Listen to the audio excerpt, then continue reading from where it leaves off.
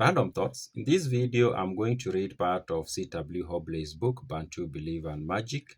And in this part, he makes another very curious and interesting observation about the position of women in African societies.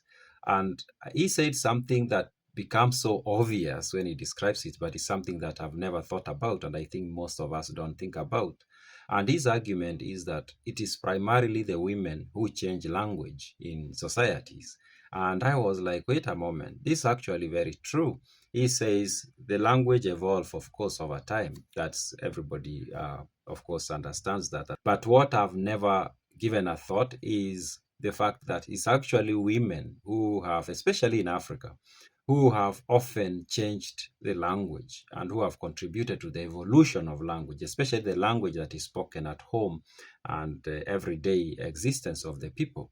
And I know you might be like, how is that even possible? That may be what you can call just high level speculation. But once you read this part, it actually becomes very clear that actually is very right. He says, women are largely responsible for the handing on the folklore of the tribe and undoubtedly teach it to their children as it is done in Europe today. So he said in Africa, and he was talking about the Kikuyu and their Kamba societies, the women were like the primary drivers of the folklore, the stories and things like that of the society, just like it was the case in Europe. He says the men, however, often unconsciously help in this, for at a friendly beer drinking and gathering, elders will recount folk tales out of the stores of their experience to the assembled company, and one tale will remind someone of another, and he will try to cap the previous story by one more wonderful. So even the men did do this, but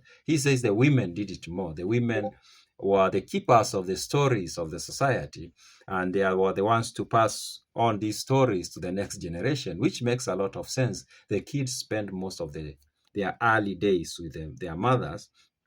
They learned the language from their mothers, and they learned some of the we can say basic folklore stories, so they heard them for the first time from their mothers. And in fact, I remember, I think it's either Chinua Achebe's book Things Fall Apart. I think it's Things Fall Apart, where it describes a situation where the mother is telling her kids about the stories that are told in the society, in that culture. And this is the same thing he's basically describing here. And Things Fall Apart is, of course, by Chinua Achebe, one of the greatest writers to come out of Africa.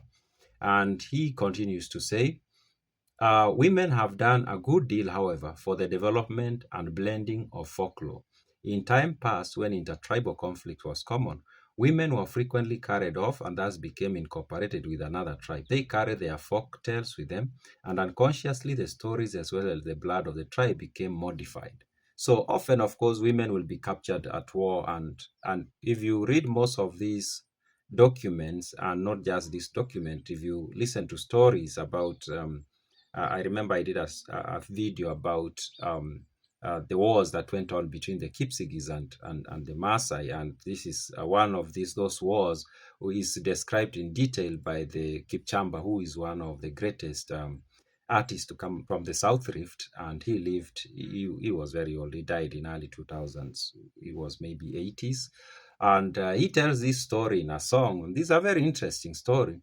And one of the things that come out of that song, he explains that in the old times when the republics fought, in particular the Maasai and the Kipsigis republics, the women, it was not, you were not supposed to kill the women. The women were not supposed to be killed. Women, children, and the disabled and people like that, you could not do it. If you did it, it was a huge war crime that was not acceptable. And in fact, he says that's why at some point the Kipsigis soldiers went to Kisiland and they were annihilated. It was because of the crimes they had committed against the Maasai. That's how the story goes. Now, coming back to this, so while the women could not be killed at war, they could be captured and taken. And in fact, in that story that Kipchamba tells, he says that the Maasai told the Kipsigis, why do you kill the women? Because they killed women. Why do you kill the women? Because that's not acceptable.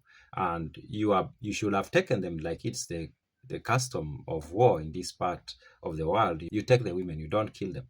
So the women were often taken by force, which is very unfortunate, but it used to happen a lot. But when they are taken to a new society, of course, they are married off or they become wives of the people who captured them. And of course, they are going to have kids with these people. Now, of course, they are going to change the blood identity to modify the blood or the genetics of the society they are joining. But the change they will impact goes beyond that. They also changed. They brought in new stories. Of course, they had stories from where they came from. So they come into this new society. They bring in their new stories or new stories which they introduce. And over time, those stories are mistaken to be part of this society, even though they came from elsewhere. He continues to say, the influence of women in fixing language must not be overlooked. The mother teaches it to her children, not actively perhaps, but the young child is in closest association with the mother and assimilates her speech. And of course, captured women will, if in any number, bring foreign words with them and may be instrumental in their general adoption. So the women, besides, of course, bringing new genes to the group, they also bring new words. They remember they will have kids and they will take care of these kids and they will teach these kids language. And of course, because they are in this new society, they will be forced to teach these kids the language of that society. But often, they will, of course, also introduce them to language of where they came from. And these children will learn bits of that language, and over time they will mix those bits of that language with the language of this society where they become citizens, of course. And if these women are in large number or a significant number, and the kids are born in that society with that influence, of course, new words come into the language of this society, and that's the argument he's making. And I read that part, and I was like, actually, it's very true. In conclusion, his argument is that the women in most African societies did contribute significantly to the folklore, the stories, how those stories spread because they moved from, and sometimes it wasn't even just being captured. Of course, there were women who were married across communities, and they also introduced new words and phrases into other languages where they became wives and mothers. Those are my random thoughts.